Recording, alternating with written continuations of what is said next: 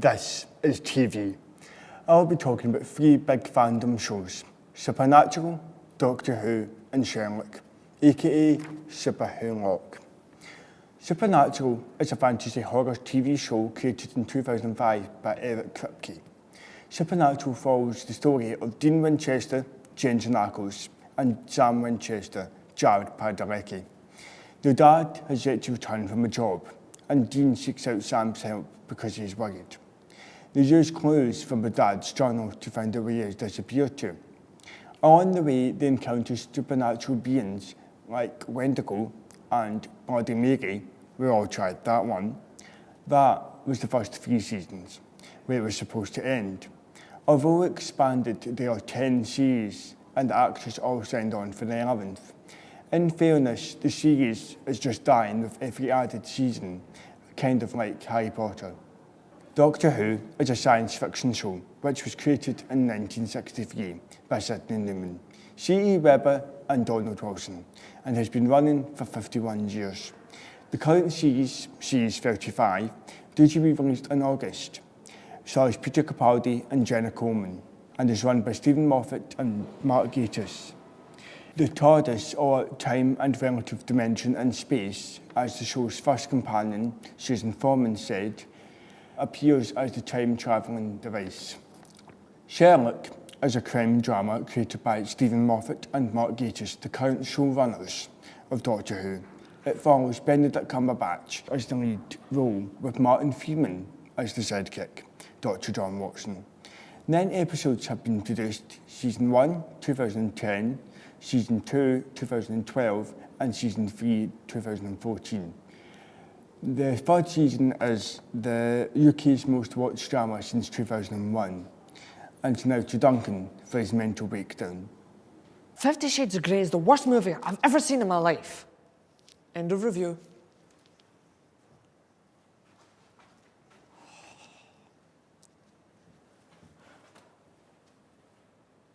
The characters aren't likeable in the slightest. In fact, Christian Grey is probably one of the most horrible characters ever written. He's worse than Joffrey from Game of Thrones. The guy's a complete stalker.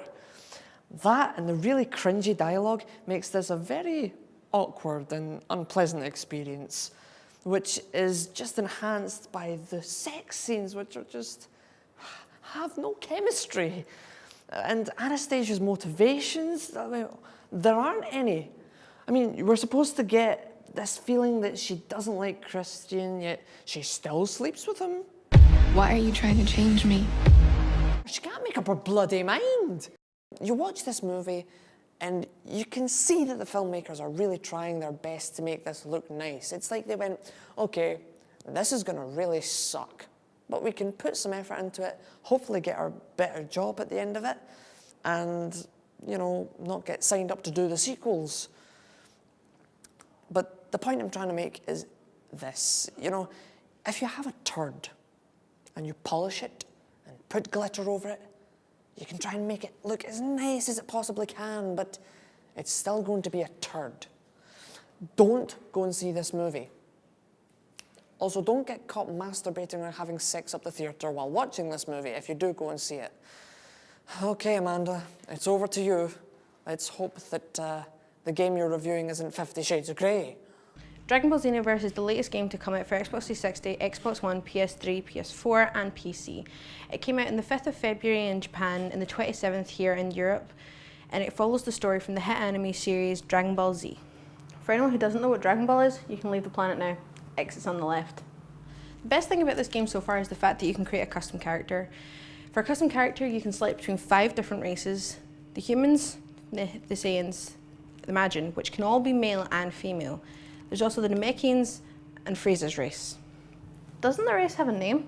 Nope, they're just known as Frieza's race, and I think they're male. I think. Anyway, personally, I picked the Saiyan female because why? Well, I was excited to see a Super Saiyan female. Wait, will I finally see what a Super Saiyan female looks like? For anyone who doesn't know what a Super Saiyan is, click down below and Goku will explain. Once I had the Super Saiyan, I was like, oh, hell yeah. But as soon as I got it, I was quite disappointed. The only thing it does is turn your hair kind of goldenly yellow, doesn't even stand up or anything like that, like a Super Saiyan's supposed to do. Where's the stand-up gravity-defying hair I know and love? It doesn't even, increase your power all that much, so it's pretty disappointing, like I said.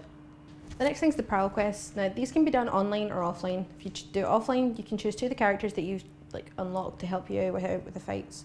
If you choose online, then you can fight with 2 random strangers, or, invite a friend if you want. It's up to you.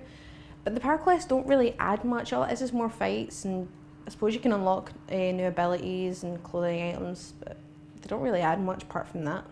Compared to other fighting games, Dragon Ball's always been pretty unique, but the problem I've had with the past games is the controls. Now, I know it's probably just personal to me, but I find them really weird and always confusing. Xenoverse doesn't have that problem. The controls are so much more smoother and simpler and just easier to play. The actual fighting system itself is really smooth as well, and it's such an enjoyable game for anyone who's fans of the series and for fans who are not of the series.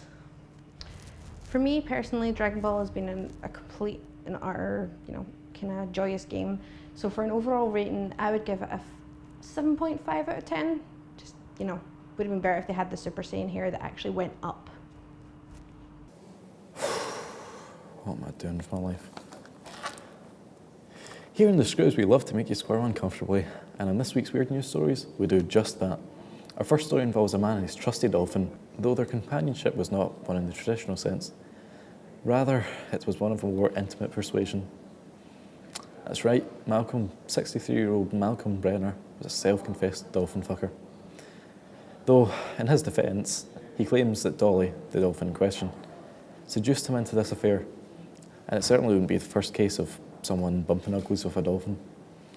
Does that make it right, though? Hell no, the guy's nutter and a fruitcake and should probably be kept away from animals, period. We go to the public to ask their opinions on the matter of dolphin on human action. Excuse me, sir. Excuse me. Do you mind doing an interview? Sure. Right, so are you sexually attracted to dolphins? Yes. No, don't use that. Would you like to procreate with one? Is that normal? Does this turn you on? I don't know. Are you sure? Yes. Pretty sure? I think so. Bet you would get freaky with a dolphin, you sick fuck. Wait, is this a question or an invitation? You're a sick freak. Goodbye.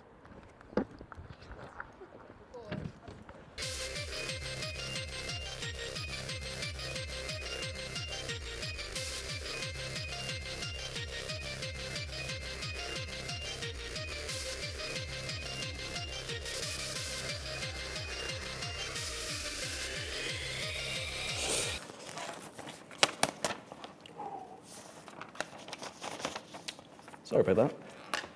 Are you a raver, baby? Because this guy sure as hell is. Shopping can be a pretty monotonous experience, Getting the same shopping week by week with the same music droning on in the background. Well, no longer. Disco Boy's got you covered. He's been taking his glorious, half-naked DJ skills on tour around various supermarkets and bringing a little life to the places and brightening people's days. But unfortunately, the man doesn't like this. And everywhere he goes, he inevitably gets shut down by some stick-in-the-mud security guard that doesn't know how to have fun. This hasn't stopped him, though. And recently he's been joined by the great DJ Speedo Shy on his quest to bring glorious rave to the general public's shopping experience. But the questions on everyone's minds are, where will he go next? Where are his clothes? And does he get cold? Thank you. That's been The Screws, and we'll definitely be back next week.